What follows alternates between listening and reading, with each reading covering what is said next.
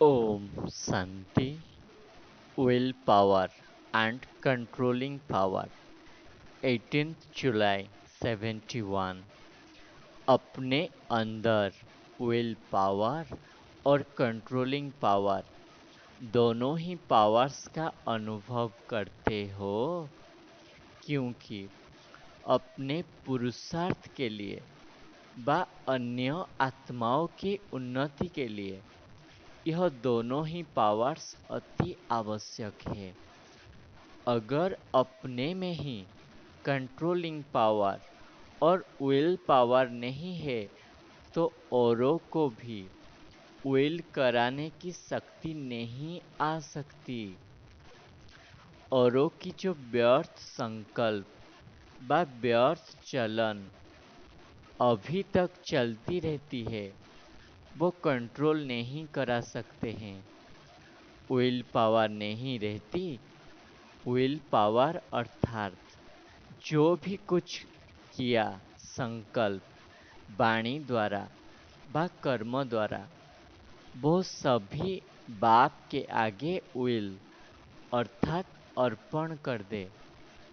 जैसे भक्ति मार्ग में जो भी कुछ करते हैं, खाते हैं, चलते हैं तो कहने मात्र कहते हैं ईश्वरीय अर्पण, लेकिन यहाँ अभी समझते हो कि जो भी किया वो कल्याणकारी बाप के कल्याण के कर्तव्य प्रति विल किया।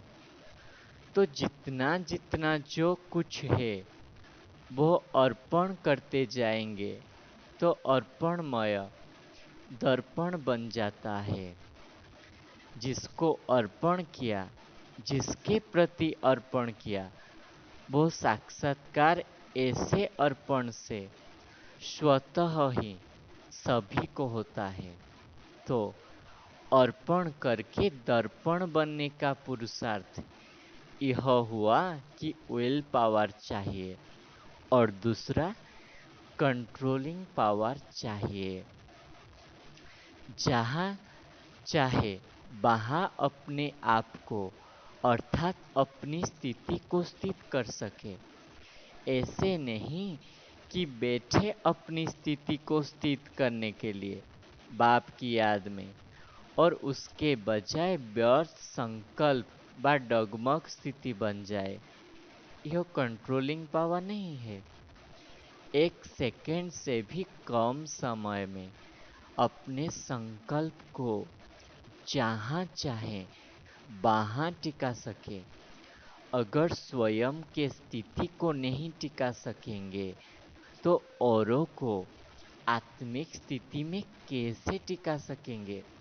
इसलिए अपनी स्टेज और स्टेटस दोनों की स्मृति सदा रहे, तब ही लक्ष्य की सिद्धि पा सकेंगे। तो विल पावर और कंट्रोलिंग पावर दोनों के लिए मुख्य क्या याद रखें जिससे दोनों पावर्स आए। इन दोनों पावर्स के पुरुषार्थ का एक एक शब्द में ही साधन है। कंट्रोलिंग पावर के लिए सदैव महान अंतर सामने रहे तो ऑटोमेटिकली जो श्रेष्ठ होगा उस तरफ बुद्धि जाएगी और जो व्यर्थ महसूस होगा उस तरफ बुद्धि ऑटोमेटिकली नहीं जाएगी। जो भी कर्म करते हो तो महान अंतर शुद्ध और अशुद्ध, सत्य और असत्य, स्मृति और विस्मृति में क्या अंतर है, व्यर्थ और समर्थ संकल्प में क्या अंतर है। सब बात में अगर महान अंतर करते जाओ तो दूसरी तरफ बुद्धि ऑटोमेटिकली कंट्रोल हो जाएगी।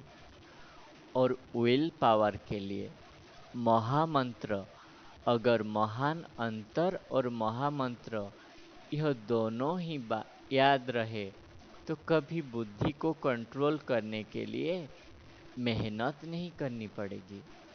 यह सहज है। पहले चेक करो, अर्थात अंतर सोचो फिर कर्म करो। अंतर नहीं देखते, अलबेले चलते रहते। इसलिए कंट्रोलिंग पावर जो आनी चाहिए वो नहीं आती, और महामंत्र से विल पावर ऑटोमेटिकली आ जाएगी, क्योंकि महामंत्र है ही बाप की सदा याद, अर्थात बाप के साथ, बाप के कर्तव्य के साथ, बाप के गुणों के साथ सदैव अपनी बुद्धि को स्थित करना। तो महामंत्र बुद्धि में रहने से, अर्थात बुद्धि का कनेक्शन पावर हाउस से होने के कारण विल पावर आ जाती है। तो महामंत्र और महान अंतर, यह दोनों ही याद रहे तो दोनों पावर सहज आ जाती है। महामंत्र और महान अंतर दोनों स्मृति में रख फिर ज्ञान का नेत्र चलाने से देखो सफलता कितनी होती है। जैसे सुनाया था ना, हंस का कर्तव्य क्या होता है? वह सदैव कंकड़ और रत्नों का महान अंतर करता है। तो ऐसे ही बुद्धि में सदैव महान अंतर याद रहे तो महामंत्र भी सहज याद आ जाएगा। जब कोई श्रेष्ठ चीज को जान जाते हो तो नीचे की चीज से स्वतः ही किनारा हो जाता है। लेकिन अंतर याद न होने से मंत्र भी भूल जाता है, और ज्ञान के यंत्र जो मिले हैं वो पुनरीति सफल नहीं हो पाते। तो अब क्या करेंगे? सिर्फ दो शब्द याद रखना है, हंस बनकर अंतर करते जाओ। समझा? जैसे बाप दादा के तीन रूप मुख्य है तो सर्व संबंध, फिर भी तीन संबंध मुख्य है ना। ऐसे ही सारे दिन के अंदर आपके भी मुख्य तीन रूप आपको याद रहने चाहिए। जैसे बाल अवस्था, युवा अवस्था और वृद्ध अवस्था होती है, फिर मृत्यु होती है। यह चक्कर चलता है।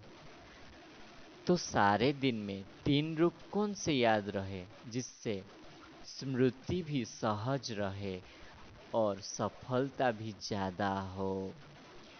जैसे बाप के तीन रूप वर्णन करते हो, वैसे आपके तीन रूप कौन से हैं? सवेरे सवेरे अमृत वेले जब उठते हो और याद की यात्रा में रहते हो, उस समय का रूप कौन सा होता है? बालक सो मालिक। जब रूह रिहान करते हो तो बालक रूप याद रहता है ना, और जब याद की यात्रा का अनुभव रूप बन जाता है तो मालिकपन का रूप होता है। तो अमृत बेला होता है बालक सो मालिकपन का रूप। फिर कौन सा रूप होता है? Godly student life. फिर तीसरा रूप है सेवाधारी का। यह तीनों रूप सारे दिन में धारण करते कर्तव्य करते चलते हो। रूप यह तीन होते हैं। और रात को फिर कौन सा रूप होता है? अंत में रात को सोने के समय स्थिति होती है कौन सी?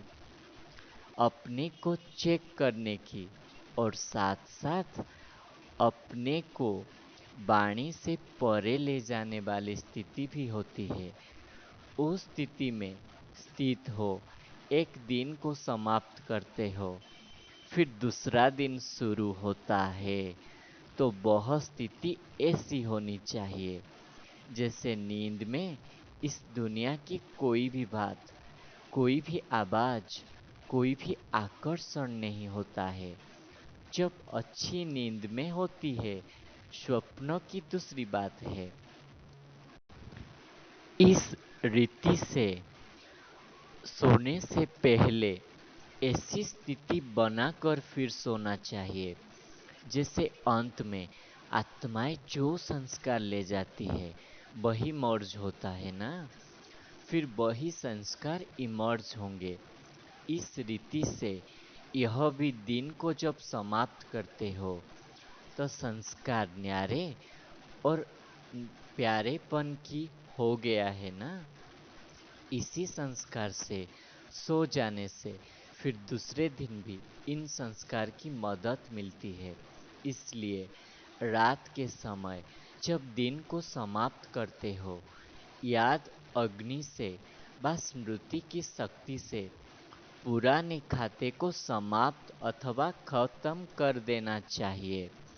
हिसाब चुकत कर देना चाहिए।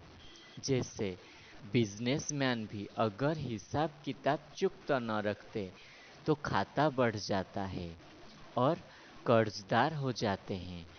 कर्ज को मर्ज कर कहते हैं ना। इसी रीति से अगर सारे दिन के किए हुए कर्मों का खाता और संकल्प का खाता ही कुछ रह गया, उसको चुकत कर दो। दूसरे दिन के लिए कुछ कर्ज के रीति से न रखो, नहीं तो वही मर्ज के रूप में बुद्धि को कमजोर कर देता है। रोज अपना हिसाब चुकत कर नया दिन नया स्मृति रहे। ऐसे जब अपने कर्म और संकल्प का खाता क्लियर रखेंगे तब संपूर्ण व सफलता मूर्त बन जाएंगे। अगर अपना ही हिसाब चुकत नहीं कर सकते तो दूसरे के कर्म बंधन व दूसरे के हिसाब किताब को कैसे चुकत करा सकेंगे। इसलिए रोज रात को अपना रजिस्टर साफ होना चाहिए। जो हुआ वो योग की अग्नि से भस्म करो। जैसे कांटों को भस्म कर नाम निशान गुम कर देते हो ना, इसी रीति अपने नॉलेज की शक्ति और याद की शक्ति, विल पावर और कंट्रोलिंग पावर से अपने रजिस्टर को रोज साफ रखना चाहिए, जमा न हो। एक दिन के किए हुए व्यर्थ संकल्प व व्यर्थ कर्म की दूसरे दिन भी लकीर न रहे, अर्थात कर्ज नहीं रहना चाहिए। बीती सो बीती, फुल स्टॉप। ऐसे रजिस्टर साफ रखने वाले व हिसाब को चुकत करने वाले सफलता मूर्त बन सकते हैं। समझा? सारे दिन का चेकर बनना है। फिर बाप दादा बच्चों के मस्तक में क्या देखते हैं? बाप जब बच्चों को देखते हैं तो यह शुभ भावना होती है कि हर एक बच्चा ऊंचे पे ऊंच भाग्य बनाए। वर्तमान समय वरदाता के रूप में वरदान देने के लिए आए हुए हैं।